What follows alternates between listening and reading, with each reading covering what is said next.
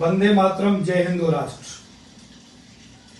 भारत जब गुलाम था, हमारे पास स्वतंत्रता का अधिकार नहीं था, अपने संपत्ति की रक्षा का अधिकार नहीं था, अपनी मर्यादा रक्षा का अधिकार नहीं था, अपने धर्म और अपनी धार्मिक धरोहरों को बचाने का भी अधिकार नहीं था। तब विधर्मियों ने हमारी संस्कृति को कुचलने का प्रयास किया। हमारी हजारों धार्मिक धरोहरों पर इन विधर्मियों ने कब्जा किया। लेकिन जब भारत स्वतंत्र हो गया, जिनकी प्रामाणिकता चीख चीख कर कहती है कि वह भारत के सनातन संस्कृति का अंग है, तब भी हमारी धार्मिक धरोहरें राजनीतिक षड्यंत्र के भंवर जाल में फंसी हुई है।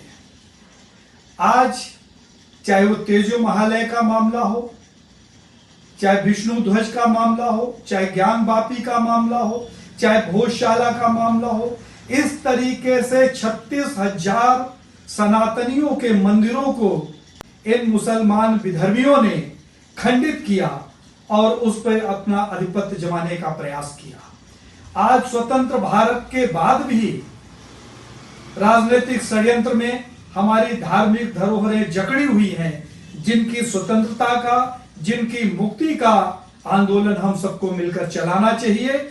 क्योंकि अगर हमारा धर्म ही नहीं बचेगा, हमारे संस्कार नहीं बचेंगे, हमारी मर्यादा नहीं बचेगी, तो हमारा जीवन किसी काम का नहीं। जिस राष्ट्र में धर्म, मर्यादा, संस्कार और संस्कृति खत्म हो जाती है, वह राष्ट्र खत्म हो जाता है। हम लोग राष्ट्रभक्त लोग हैं, हम लोग स्वाभिमानी हैं, हम लोग जिंदा हैं। इसलिए हम सबको यत्न करना चाहिए कि भारत की संपूर्ण धार्मिक धरोहरें जिस पर विधर्मियों का कब्जा है, उन्हें मुक्त कराने का यत्न करें। ऐसे ही कुछ प्रमाणों की चर्चा हम करते हैं आदरणीय गोपाल गोडसे जी से। आइए हम जानते हैं विष्णु ध्वज की सत्यता आदरणीय गोपाल गोडसे जी से। शोध कार्य है, आपने कहा कि आपको शोध में विशेष रुचि थी और बाद में आपने उस चीज को टेकअप किया, तो क्या है, क्या वैचारिक स्तर पे क्या परिकल्पना थी इस शोध कार्य की जिसको आपने बाद में? ऐसी बात है, महाराष्ट्र में एक सज्जन है, वो लगभग 80 वर्ष के हैं, उनका नाम है P.N. ओक। उन्होंने कई पुस्तकें लिखी है, जैसे ताजमहल एक हिंदू मंदिर है, या लाल किला शाहजहां का बंधा हुआ नहीं है, जामा मस्जिद एक मंदिर है, और कुतुब मीनार ये कुतुब ने नहीं बनवाया है, वहाँ एक वेधशाला थी। इस विषय पर उन्होंने कई ग्रंथ लिखे हुए हैं। तो उन्होंने ऐतिहासिक दृष्टि से यह प्रमाणित किया है, और इसको प्रचार इसलिए नहीं मिला कि हमारा जो शासन है, इनको पाकिस्तान से पैसा मिलता है, यहाँ इस्लाम बढ़ाओ तुम और हम तुमको चुन के लाएंगे। तो इसलिए जिसको सूडो सेक्युलर्स बोलते हैं, ये दाम्भिक सेक्युलर जो है वो सारे बिक गए हैं, इसलिए हिंदुत्व को यहाँ कोई आधार नहीं रहा। तो मैंने ये सोचा कि हमारे पास इतना विशाल शास्त्र है, हम कहते हैं वास्तुशास्त्र जिसको बोलते हैं, तो इसके मयमत से लेके मानसार से लेके कई ग्रंथ है। ये जिसको मयमतम, ये भाग 1 और भाग 2 मैंने लिए हुए हैं। ये 1000 रुपये के 2 ग्रंथ है, अभी भी लिए हैं, पहले मेरी दूसरी पुस्तक थी। तो दूसरा मानसार, इस मानसार के 7 खंड हैं, तो वह सभी के सभी मैंने लिए हैं। यह है ये पौष्कर संहिता, तो ये खगोल शास्त्र से संबंधित और वास्तुशास्त्र से संबंधित ये सब ग्रंथ है। अभी इन ग्रंथों में ये मयमत आपको स्मरण देता हूँ, लोगों को भी ध्यान आएगा। महाभारत में एक मय सभा का उल्लेख आता है, तो वो ऐसी बनी गई थी कि ये दुर्योधन जैसे चकमा खा गए। जहाँ वास्तव में पानी था, उनको लगा ये फर्श है, और चलते गए तो बीचे डूब गए, मैंने उसमें पैर फिसल गया। या कहीं ऐसा लगा कि ये एक तालाब बना हुआ है, तो वास्तव में कैसा पानी है करके जो देखने गए तो फर्श थी, इसका पॉलिश ऐसा बनाया हुआ था। तो क्या ये वास्तविकता थी? मैं कहता हूँ ये वास्तविकता थी। वहाँ इतनी कुशलता थी, और जो आज भी विद्यमान है वो ये मयासुर बोला करते हैं, जो वास्तुशास्त्र का एक प्रधान शिल्पी था। तो इस प्रकार की ग्रंथ रचना हमारे यहाँ थी। ब्रिटिशों ने कॉलेज ऑफ इंजीनियरिंग और कॉलेज ऑफ आर्किटेक्चर बाद में बना, किंतु इन दो संस्थाओं को संस्कृत से अलग रख दिया और भ्रम ये निर्माण किया कि हिंदुस्तान में कोई यदि रचना निर्माण हुई हो तो सारासेनिक आर्किटेक्चर या इस्लामिक आर्किटेक्चर वहाँ से प्रारंभ हो गया। और फिर ब्रिटिश जो लेके आए, एक बात उन्होंने भुला दी, जब से यहाँ ब्रिटिश साम्राज्य आया उसके एक दिन पूर्व पर्यंत जो रचनाएं होती थी वो इस शास्त्र के आधार पर रचनाएं होती थी। मुसलमानों का कोई शास्त्र नहीं है। ब्रिटिश मान लो फुट या उसका 12वां भाग इंच या उसका तीसरा माने 3 गुना यार्ड, ये परिमाण लेके आए, मानते हैं। मुसलमान कौन सा परिमाण लाए? और यहाँ के तो सब परिमाण वो ले लिए उन्होंने।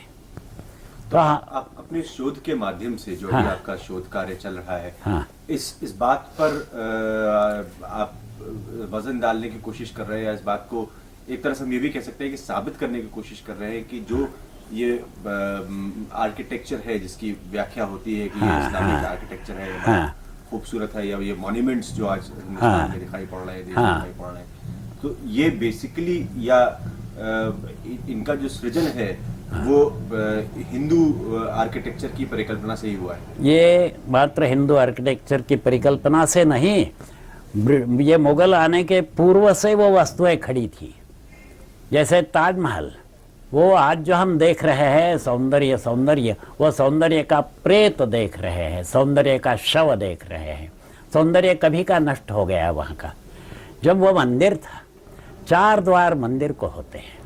शिव मंदिर को 4 द्वार करना, जब उसकी रचना आप सर्वतोभद्र नाम से करते हैं, सर्वत्र सर्वतोभद्र चतुर्द्वार शिवालय, तो इसलिए प्रासादो देवतानां च नरेंद्राणां च हर्मिकम, ऐसे प्रासादों को 4 द्वार करो। वहाँ 4 द्वार रखे हुए हैं। वहाँ आपको गणेश की मूर्तियाँ मिलेंगी। बाजू में मेरे पास चित्र है, आपको फिर दिखाता हूँ मैं। आगे वो जो परिसर है, वो परिसर ऐसा बना, वो अष्टाकृति है। इसमें अनेक कलश है, जो शिखर बोलते हैं। तो द्वारैर्युतश्चतुर्भिः बहुशिखरो भवति सर्वतो भद्रः, अनेक शिखर होने चाहिए। मुसलमान अपनी प्रार्थना स्थल के लिए यदि कोई वास्तु बनाएगा मस्जिद के रूप में और इसको शिखर बनाएगा तो एक ही एक बनाएगा, अल्लाह एक है। 3-3 शिखर नहीं बनाएगा, 20-20 शिखर नहीं बनाएगा। ये हिंदुओं का हड़प किया हुआ है। किसी के 27 शिखर है, किसी के 21 शिखर है। किसने कहा है? बनाएगा तो एक ही। उनमें कोई ये प्रोविज़न तो है नहीं, ये डेप्यूटी अल्लाह, ये असिस्टेंट अल्लाह। हमारे यहाँ नंदी जो होता है, जिसको बैल बोलते हैं, वृषभ बोलते हैं, उसके लिए भी मंदिर करते हैं हम। हनुमान का मंदिर होता है, गरुड़ का मंदिर होता है। ये हमारी परिकल्पनाएं हैं। देवता की दूसरी उप डेटीज हम बोलते हैं, तो उनके हम मंदिर बनाते हैं। तो मेरा ये प्रयास करने का है। ये सभी वास्तुएं इसके पूर्व बनी हुई है और इस आधार पर बनी हुई है। क्षण भर मान लो, जिसको हम कुतुब मीनार बोलते हैं, वो क्या है? आकाश से देखो तो आपको कमल दिखेगा। रघुनाथ, अच्छा, नहीं कोई नहीं। तो आकाश से आप देखेंगे तो आपको कमल की रचना दिखेगी। कमल क्यों दिखेगा? इसका नाम ही विष्णु ध्वज है। और वो कहाँ लिखा है? जो लोहे का खंबा है, उस लोहे के खंबे पर जो श्लोक है कि उस राजा ने तेन अयम प्रणिधाय भूमिपतिना भावेन विष्णु मतिम प्रांशुर्विष्णुपदे गिरो भगवतो विष्णोर्ध्वज स्थापिता। तो विष्णु का आसन कमलासन माना गया है, सरसिजासन सन्नविष्ट। इसलिए अभी विष्णु का स्तंभ बनाना है, विष्णु ध्वज बनाना है, इसके लिए योग्य आसन क्या बनाए? इसलिए वो कमलासन बनाया है। और ये हमारे शास्त्र में एक एक अध्याय है और एक एक श्लोक है। इसी का 15वां अध्याय देख लीजिए, स्तंभों के विषय में है। तो स्तंभों के पहले ये दिए हैं उन्होंने, चैप्टर 7, चैप्टर 12, चैप्टर 14। तो चैप्टर 15 यह है dimensions of pillars and choice of materials. इसको बोल पाद प्रमाण द्रव्य परिग्रहण विद्या, ये उसका अर्थ है। तो इसके प्रतिशब्द दिए हैं। स्थाणुस्थूणश्च पादश्च जंघा च चरणोंघ्रिका स्तंभश्च तलिपः कंपः पर्याय वचनानि। आगे चलकर आपको विष्णुपद जैसी रचना करनी हो तो ये श्लोक है, पद्मासनम तो कर्तव्यम मूले पद्मासनम भवेत्, पद्मासनम तो कर्तव्यम मूले पद्मासनम भवेत्, यथेष्टाकृत्य संयुक्तम ऊर्ध्वतो वा समंडितम। उसी प्रकार की रचना आगे बढ़ाते जाइए। तो ये हमारे श्लोकों के आधार पर बना हुआ है, वो उल्लू क्या जाना ये क्या बनाना है। और कभी पूरा परिसर एक बार उसको अंकन किया जाता है, जिसको डायग्राम बोलते हैं। अचानक किसी के मन में आया चलो भाई ये बड़े, और खंबे के लिए खंबा ये नहीं था, उसमें 27 मंदिर थे आसपास में। उस 27 मंदिर नष्ट किए गए। मुसलमानों की महती क्या है, तो मैंने कितना नष्ट किया ये लिख कर देखते हैं। उसमें आपको एक दिखेगा कि ई हिसार राह हता कर, अरबिक है लिपि और भाषा है पर्शियन। ये किला ताबे में ले लिया। वो ई मस्जिद जामे राह बसाक, वो कुतुब मीनार क्षेत्र में ये मस्जिद जामे हमने निर्माण की। ये कब की? बतारीख फिर शौर सन सन्ना व समानीन व खमसाइत, माने 583 हिजरी में। और किसने किया? अजल कबीर कुतुबुद्दौला वालदीन अमीर अल उमरा एबक सुल्तानी अय्युल्ला अंसारा। कुतुबुद्दीन का नाम और उसका मौश और ये दिया गया है। और कैसे किया? बिस्त व हफ्त माने 27, अल बुतखाना माने मंदिर को बोलते हैं, मरकनी कि जो एक घेरे में लगे हुए थे कि 2 दर बुतखाना, उसका मूल्य कितना है? 2 बार 1000 दिलीवाल सरशुदा बूत, एक एक का मूल्य 20 लाख दिलीवाल था। वो ई मस्जिद बकार बस्ता शुदा अस्त, और उससे ये मस्जिद निर्माण की। तो ये लेख है, जैसे कोई मंत्री है और मंत्री ने ये लेख लिखना कि यहाँ एक बहुत बड़ा तालाब बना हुआ था, एक ये डैम बांधा हुआ था, और मैंने 2 बम ब्लास्ट किए और 40 गांव पानी के अंदर डाल दिए, मैं बड़ा शूरवीर हूँ। तो ये कोई मंत्री बोलेगा क्या? आजकल नहीं बोलेगा, उस समय ये बोलते थे। और ये इस्लाम बोलता है, उनको प्यारा है वो कुतुबुद्दीन जिसने मंदिर तोड़े हैं।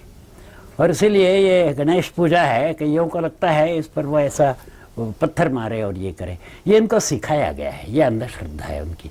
तो वो अंधश्रद्धा पिया हुआ था, तो वो उसमें आपको दिखेगा।